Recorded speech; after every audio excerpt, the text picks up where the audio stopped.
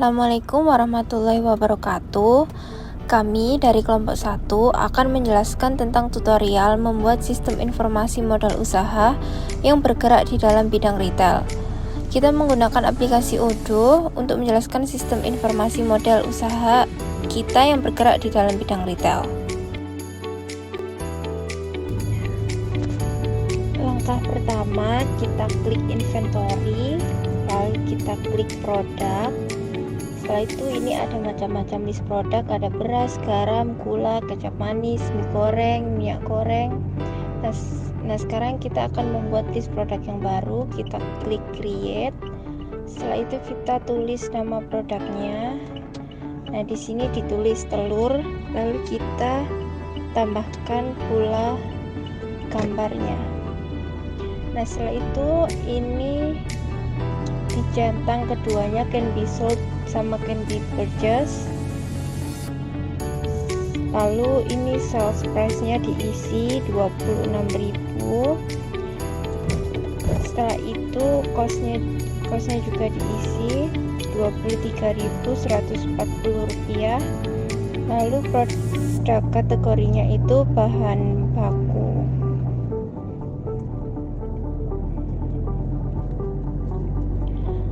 Lalu setelah itu kita membuat singkatan untuk telurnya, yaitu TL. Nah ini sekarang telurnya sudah masuk ke dalam list. Lalu selanjutnya tepung terigu, ini juga kita centang dua-duanya, can be sold dan can be purchased, karena barangnya harus habis, dan can be purchased itu karena barang yang habis itu kita beli dan kita jual kembali. Lalu sales price nya itu 11.000 dan cost nya 9.790 rupiah. Produk kategorinya bahan baku. Nah setelah itu kita membuat internal reference nya TR. Nah ini sudah terinput. Nah selanjutnya kita kembali, lalu kita klik purchase.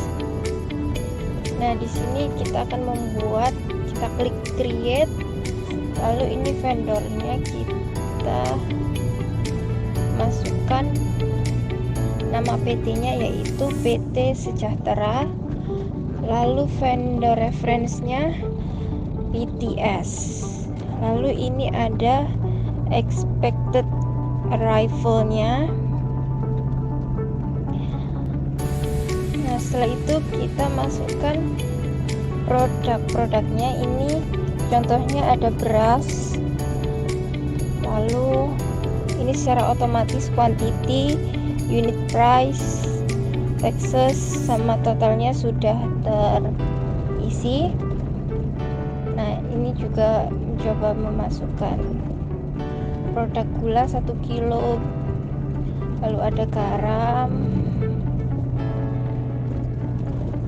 Setelah itu ada kecap manis. Ini kuantitinya semuanya 100. Lalu selanjutnya ada mie goreng, lalu ada minyak goreng.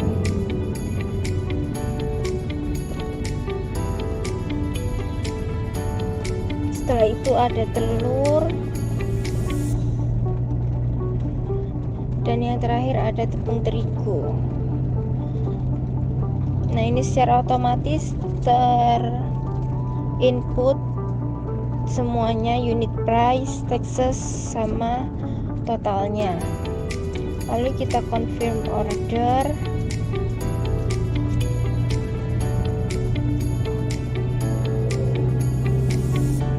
Kita lihat di inventory overview, ini adalah barang-barang yang telah dibeli dan telah diinput.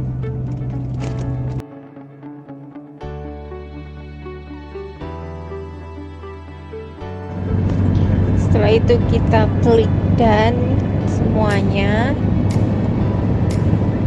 lalu kita klik validasi. Setelah itu kita kembali, kita klik purchase, lalu kita lihat listnya, lalu kita klik create bill. Nah, ini billnya sudah jadi. Jadi kita klik confirm. Setelah itu kita klik inventory, lalu kita klik produk. Nah, lalu ini list produk yang sudah terjual, masing-masing 100 unit. Selanjutnya saya akan menjelaskan tentang sales. Yang pertama kita klik sales, kemudian kita klik create, lalu kita isi nama customer atau pembelinya yaitu Ibu Ana. Kemudian kita add a produknya, lalu masukkan beras 5 kilo dan kuantitinya kita ganti menjadi 50. Kemudian masukkan kembali produknya yaitu garam, lalu kuantitinya kita ganti menjadi 30. Lalu masukkan kembali produknya yaitu gula 1 kilo, lalu kuantitinya kita ganti menjadi 40. Lalu masukkan lagi produk kecap manis dan kuantitinya kita ganti menjadi 50.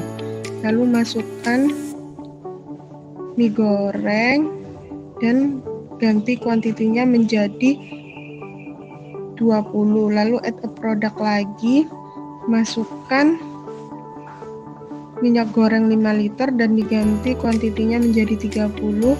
Kemudian add a produk lagi, masukkan telur dan diganti kuantitinya menjadi 30 juga.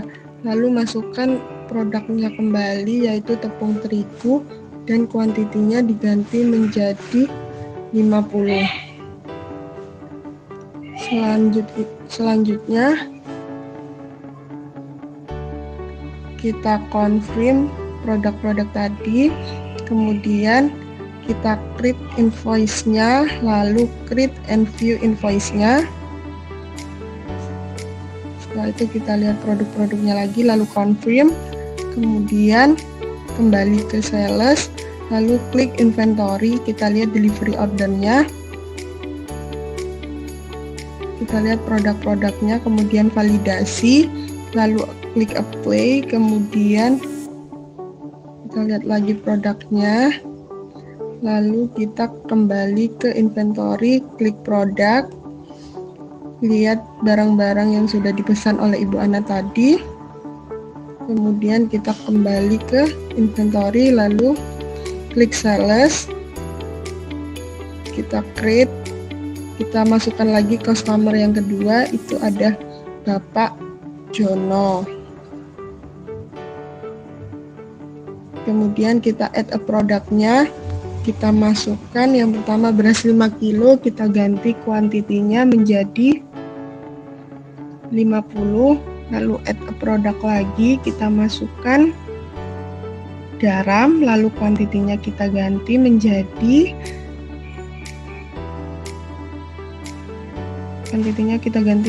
70. Lalu kita add a produk lagi, kita masukkan gula 1 kilo dan diganti kuantitinya menjadi 60. Kemudian add a produk lagi, kita ganti kecap manis dan diganti kuantitinya menjadi 50. Lalu add a produk lagi, kita masukkan mie goreng dan kuantitinya diganti menjadi 80. Selanjutnya masukkan lagi add a produk, kita masukkan minyak goreng 5 liter, lalu kuantitinya kita ganti menjadi 70. Lalu add a produk lagi, kita masukkan telur, lalu kuantitinya kita ganti menjadi 70. Masukkan produk yang terakhir yaitu tepung terigu, lalu kita ganti kuantitinya menjadi 50. Setelah itu kita lihat lagi, kemudian kita confirm, lalu kita create invoice-nya, lalu create and view invoice-nya, kita confirm lagi, kita kembali ke sales, ke inventory, kita lihat delivery ordernya Bapak Jono, kita lihat lagi produk-produknya, kemudian validasi, kemudian cancel dulu, lalu kita lihat apakah sudah, lalu kita masukkan 70, 60, 50, 80, 70, 70, lalu tepung terigu 50. Selanjutnya kita validasi lagi. Setelah itu kita kembali ke inventory. Kita lihat produknya sudah masuk semua. Jadi kita masuk di bagian accounting, kemudian masuk ke accounting period. Kita tutup buku tanggal 31 Desember, jadi kita langsung apply, kemudian ke tax, kita create tax name-nya dengan pajak retail, kemudian kita isi 11% untuk amount-nya, kemudian kita create, lalu balik lagi ke account, lalu ke chart of account, kita off-kan untuk historical balance-nya. Kemudian balik ke accounting-nya lagi, kemudian ke customer invoice, lalu new invoice-nya dengan customer atas nama Ibu Ana. Lalu kita cek, kemudian kita isi produknya karena membeli beras 5 kilo. Kita cek 10 biji, kemudian membeli garam juga sebanyak 30 biji, kemudian membeli gula 1 kilo sebanyak 40 biji, kemudian membeli kecap manis sebanyak 50 biji, kemudian membeli minyak goreng sebanyak 20 biji, lalu membeli minyak goreng 5 liter sebanyak 30 biji, lalu membeli telur sebanyak 30 biji, lalu membeli tepung terigu sebanyak 50 biji. Kemudian kita confirm, lalu kita cek, kemudian kita send and print untuk bill-nya. Karena kita cuma belanja, jadi kita langsung silang aja. Kemudian kita new invoice lagi untuk pembelian customer Bapak Jono. Kita tambahkan produk karena membeli beras 5 kilo sebanyak 50 biji, kemudian membeli garam sebanyak 70 biji, kemudian membeli gula 1 kilo sebanyak 60 biji, kemudian membeli kecap manis sebanyak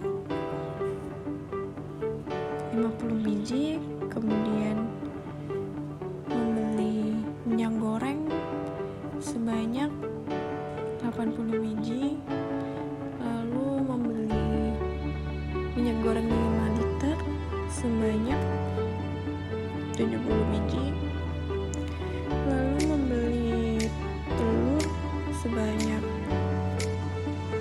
70 biji juga, lalu membeli tepung terigu sebanyak 50 biji. Kemudian kita confirm,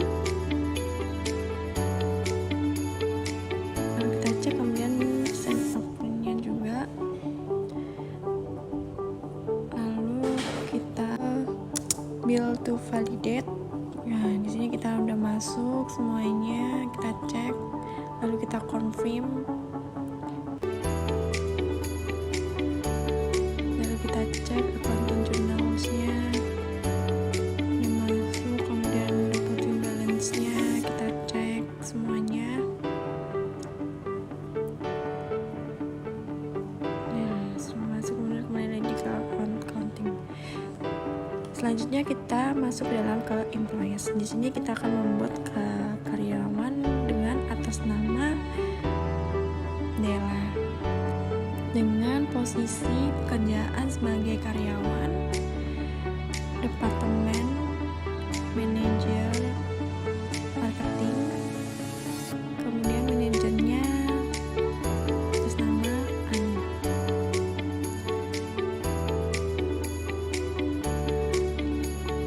Kemudian kita klik, lalu kita membuat lagi dengan atas nama Anissa dengan posisinya karyawan, departemennya sales, manajernya Savitri. Lalu kita klik lagi, kemudian kita isi nama Sekar dengan posisinya menjadi karyawan, departemen sales dengan manajer Ananda. Lalu diklik lagi, kemudian kita membuat lagi dengan atas nama Rania dengan posisi pekerjaannya sebagai karyawan, departemennya administrasi dengan manajernya Zipri. Kemudian kita klik lagi, kita buat, kita cek semuanya, lalu ini udah masuk semua.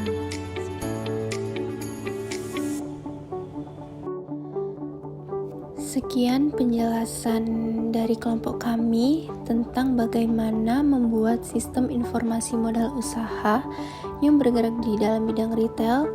Semoga bermanfaat dan bisa dipahami. Sekian, wassalamualaikum warahmatullahi wabarakatuh.